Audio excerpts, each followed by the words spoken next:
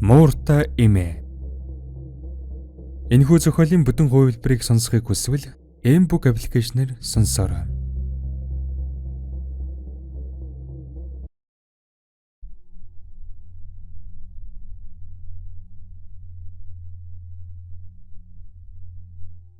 Зохиолыг бичсэн Хайтан.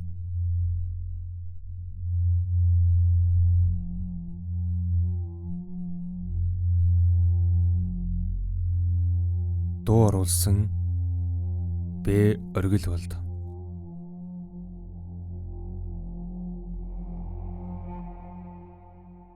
Тавдугаар хэсэг.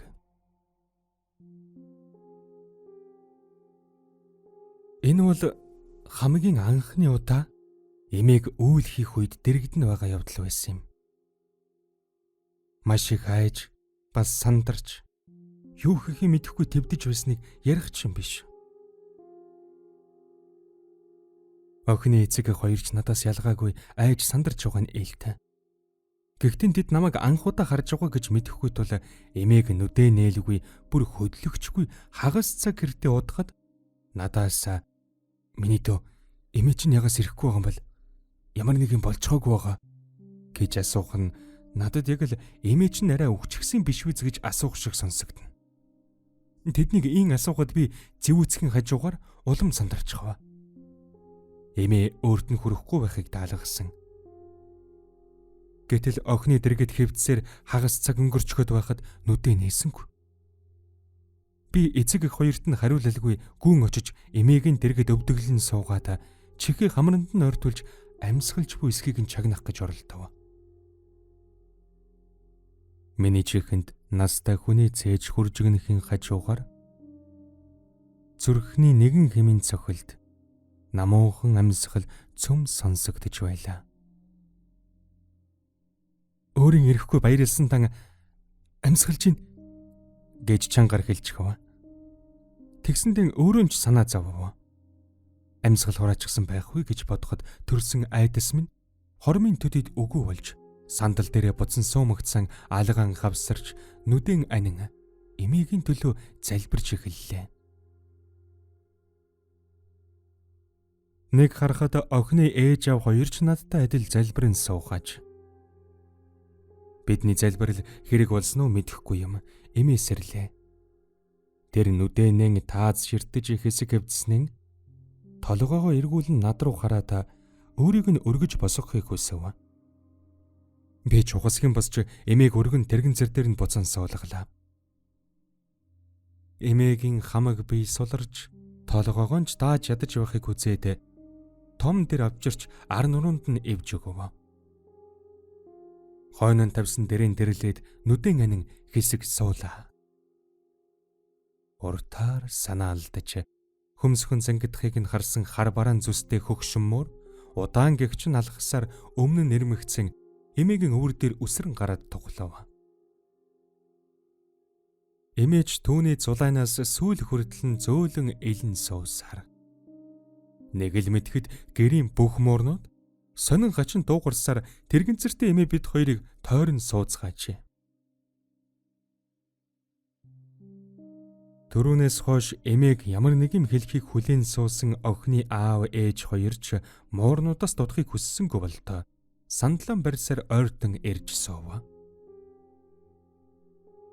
Эмээ цээжийн дүүртэл амьсгал авч түүнийг нь yoологтойгон хамсуулан гаргаж аваад тайвширсан болт өндөлөө.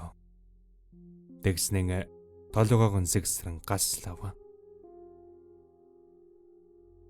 Эмээ яадаг болсвэ? Яагаад юм болчмгүй юм хийдэг хүн бтэ? Хайрын сайхан амьдрал. Хайрын сайхан охин. Хайр.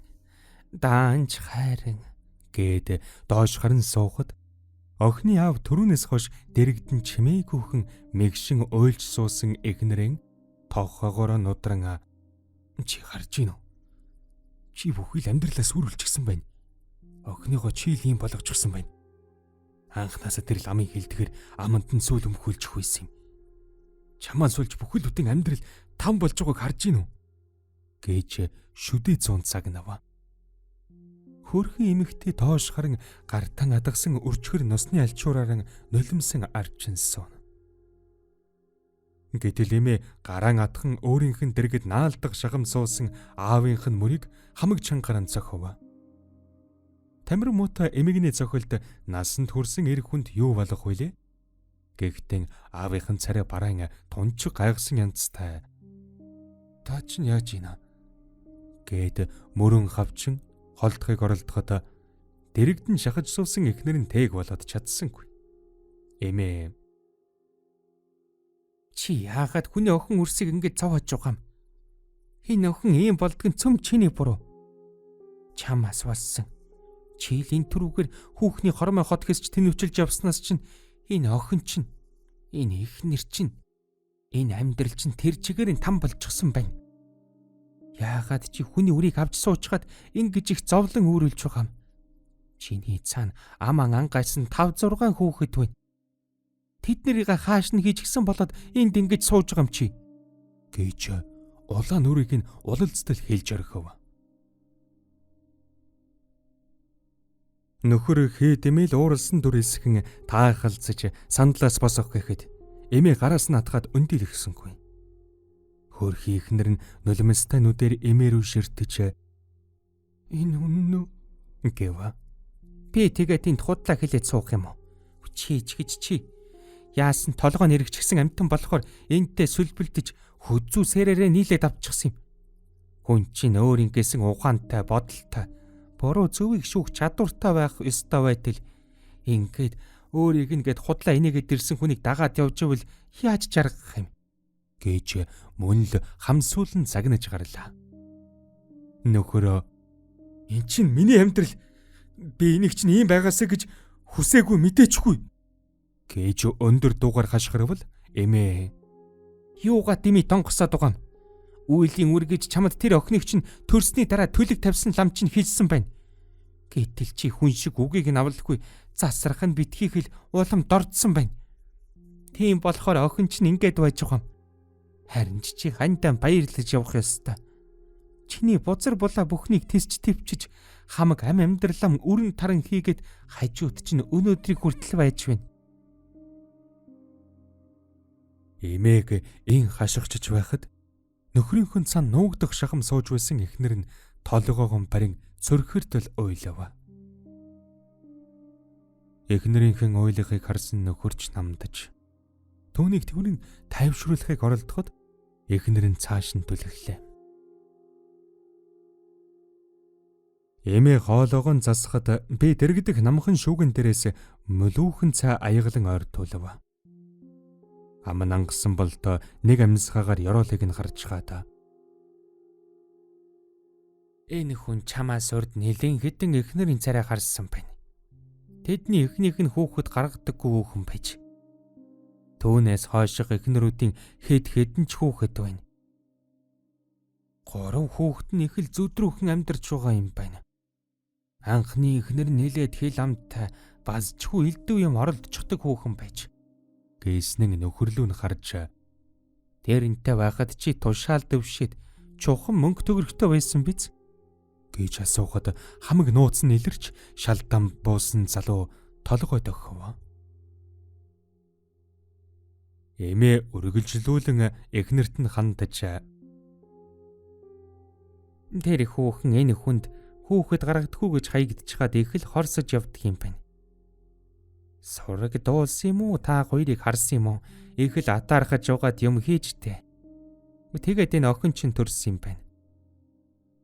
Охин ч гэж үйлийн үрийг чинь бөөгнүүлж арьсмахан шингээгээд чам руу явуулсан байна гэж мөн л нөхөрт хэллээ.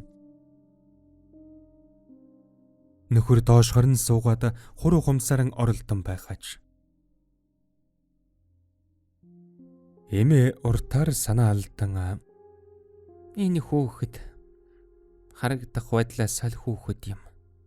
Ямар ч сүнс ам алга. Чиний энэ амьдралыг сүрүүлэхээр явуулсан л манууха юм уу та?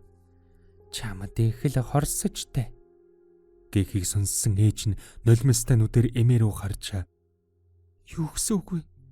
Амь сүнс байхгүй гэдэг чинь Миний охин тэр бууд үзүүлээд хилд орсон. Бас алхаж сурсан. Тэгэхэд та чинь юу ярьж байгаа нэ вэ? Гэж мэгшин хэлэв. Эмээ тэр бөө гэдэг хүн танаа охиныг эдгэж өгсөн юм ерөөсөн биш.